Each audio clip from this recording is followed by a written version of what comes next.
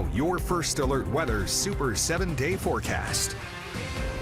Still a few little areas of rain on First Alert radar, and we'll continue to see some rain chances, especially across the North Georgia mountains over the next couple of hours. But overall, the chance and coverage of rain will continue to decrease as we head through the remainder of the evening. Then tomorrow, we've got another First Alert weather day. It will be hot and humid, temperatures in the mid-90s. On top of that, we are under a level 1, which is a low risk of severe weather, mainly south and east of Atlanta, but it does include the metro. First half of the day, mostly dry. Then the later it gets, the higher the chance of rain. It does look like tomorrow that rain will start even later than it did today, and that rain chance will continue into the evening. Some of the strongest storms could see heavy downpours, frequent lightning, and even the possibility of strong damaging winds. Thankfully, we'll get a break from those higher rain chances on Wednesday and Thursday. We're also going to see a bit of a break from that extreme heat. Mid-90s tomorrow, feels like the triple digits. By Wednesday and Thursday, it won't be quite as warm. In fact, your hour-by-hour forecast on Wednesday starts off in the mid to upper 70s, so it will be a warm start to the day